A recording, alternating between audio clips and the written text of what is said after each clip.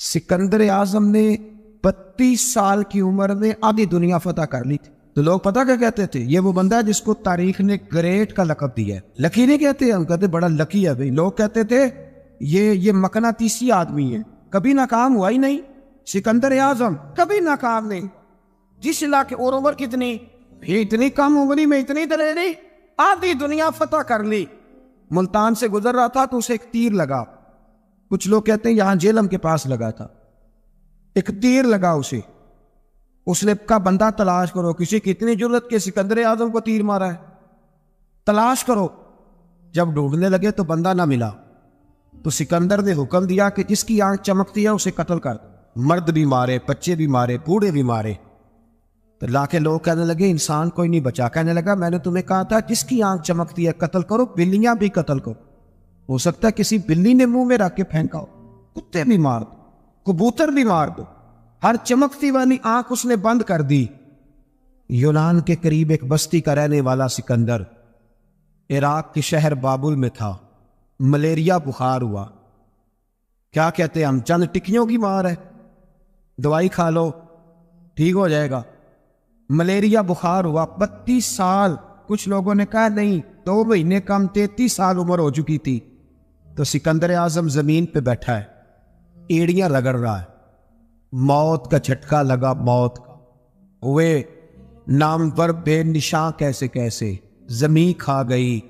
نوجوان کیسے کیسے. جگہ جی لگانے کی دنیا نہیں ہے، یہ عبرت کی جا ہے، کوئی تماشا نہیں ہے. ایڑیاں رگڑ رہا ہے. 2 ہفتے کا سفر رہ گیا تھا گھر پہنچنے کا. تو سکندر ایک صوبے کا، ایک ملک کا، ایک چھوٹے سے علاقے کا سربراہ نہیں. سکندر آدھی دنیا فتح کرنے والا. پلیٹ میں رکھ کے کسی نے حکومت نہیں دی، خود محنت کر کے فتح کی.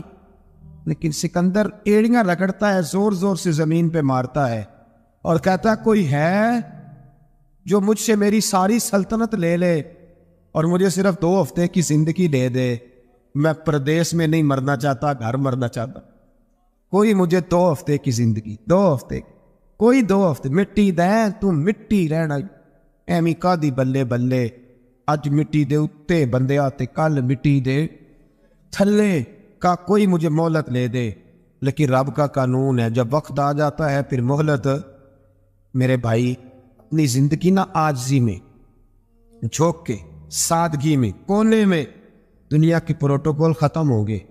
اصل پروٹوکول وہ ہے جو اللہ قیامت کے دن عطا فرمائے. میرے نبی پاک نے فرمایا امیر جو ہوں گے، امیر وہ چونٹیوں کی شکل میں ہوں گے اور غریب اپنے پیروں کے نیچے انہیں مسل کے چلے جائیں. یہ وہ والے امیر جو تکبر کرتے تھے. ورنہ تو امیر حضرت عثمان غنی بھی ہیں، حضرت عبد الرحمن ابن عوف بھی ہیں، حضرت سلیمان علیہ السلام. جو امیر تکبر کرے، اکڑ جائے، اگر امیر ہو عاجزی اختیار کرے تو پھر تو اللہ اسے جنت بھی عطا فرماتا ہے. تو میرے بھائی اپنے آپ کو سمیٹیں. ہم جانے کے لیے جن کی عمریں میری طرح 40 سال کی طرف سفر کر رہی ہیں نا، وہ آدھی زندگی جی چکے ہیں، باقی آدھی پتہ نہیں ہے. لوگ اتنا لمبا یاد نہیں رکھتے. حضرت مولا علی قبرستان گئے تو قبر والوں سے کہنے لگے قبر والوں تمہارا کیا حال ہے. تو ایک مردہ قبر کے اندر سے بول کے کہنے لگا علی کفن پھٹ گیا ہے، ہڈیاں چور چور ہے، مال تو پتہ نہیں کہاں رہ گیا پر حساب دینا پڑ رہا ہے. آپ بتائیے پیچھے ہمارے گھر والوں کا کیا حال ہے. تو حضرت علی فرمانے لگے جہاں تم بیٹھتے تھے وہاں کوئی اور بیٹھنے لگ گیا. تمہاری بیویوں نے نئے نکاح کر لیے، تمہارے دوستوں نے نئے دوست بنا لیے.